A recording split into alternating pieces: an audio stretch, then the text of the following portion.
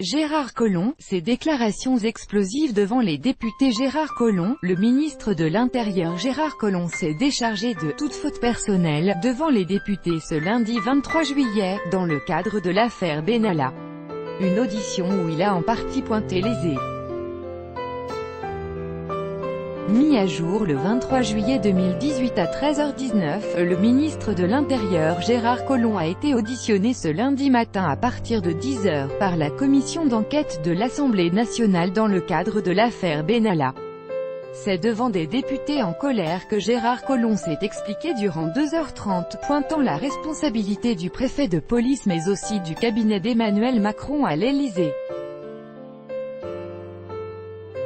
Le ministre de l'Intérieur s'est ainsi défendu de toute faute personnelle dans la gestion de cette affaire, ajoutant que le préfet de police et le cabinet d'Emmanuel Macron étaient responsables si d'éventuels manquements avaient été commis. Gérard Collomb a admis avoir été informé de l'incident dès le 2 mai, soit le lendemain de la manifestation lors de laquelle Alexandre Benalla a commis les violences à l'origine de l'affaire. Il a ensuite estimé avoir agi promptement en informant l'Élysée le jour même. Je m'étais assuré que tant le cabinet du président de la République que le préfet de police avaient été destinataires de l'information. Je pensais, comme c'est la règle, que les mesures appropriées avaient été prises. C'était à eux de prendre les sanctions et éventuellement d'informer les autorités judiciaires, explique-t-il. Fragilisé par ces déclarations de Gérard Collomb, le préfet de police de Paris Michel Delpuech sera à son tour auditionné par la commission d'enquête à 14h ce lundi 23 juillet. Gérard Collomb s'est expliqué sur la mission de Benalla. Le ministre de l'Intérieur a aussi expliqué, au cours de cette audition, qu'il a pris connaissance des faits de violence d'Alexandre Benalla en marge d'une manifestation du 1er mai à Paris par le biais d'un chargé de mission de l'Élysée, chargé des réseaux sociaux. C'est le directeur de cabinet de Beauvau qui aurait joué les go-between. Gérard Collomb a aussi répondu à une série de questions sur la gestion de cette affaire, s'expliquant sur la présence d'Alexandre Benalla aux côtés des forces de l'ordre lors de la manifestation du 1er mai sur la place de la Contrescarpe, à Paris. Par ailleurs, le locataire de la place Beauvau a été entendu sur la nature et le cadre institutionnel de la mission qu'assumait Alexandre Benalla au nom de l'État en collaboration avec les forces de sécurité, rapporte le communiqué du sénateur LR Philippe Bas.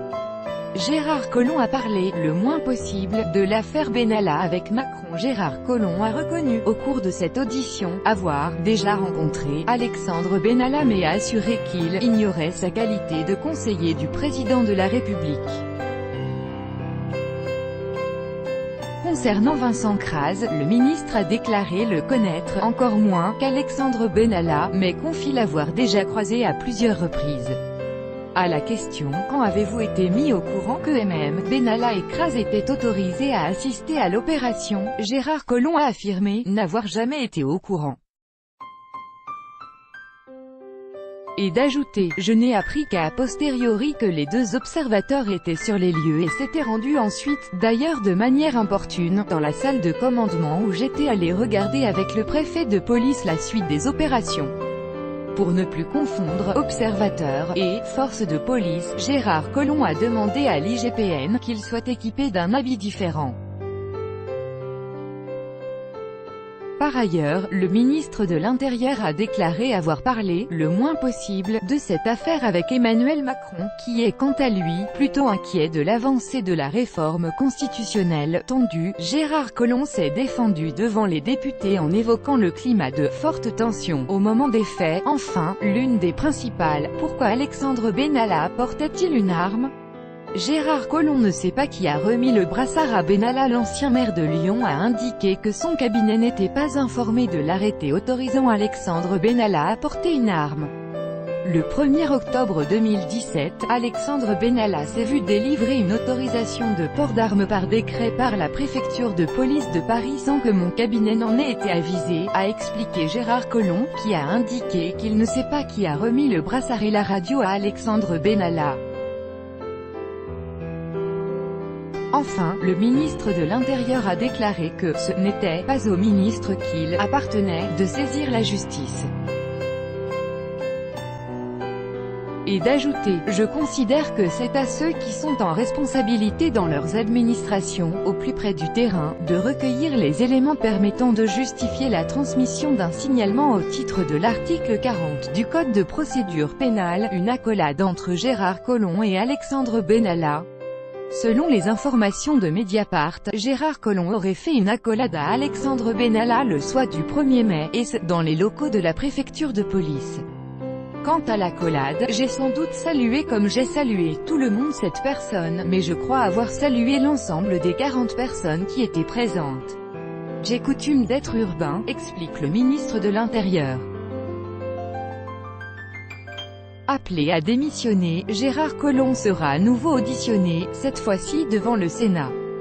Présidée par le sénateur Philippe Bas, la commission procédera à l'audition de M. Gérard Collomb le mardi 24 juillet 2018 à 17h45, afin d'entendre ses explications sur les conditions de la participation de M. Alexandre Benalla, alors chef adjoint du cabinet du président de la République, aux opérations de maintien de l'ordre lors des manifestations du 1er mai à Paris. Enfin, le ministre de l'Intérieur devra également s'exprimer sur les actes de violence et vandalisme commis dimanche et lundi dernier en marge des rassemblements de liesse populaire qui ont accompagné la victoire de la France lors de la Coupe du monde de football, indique le communiqué.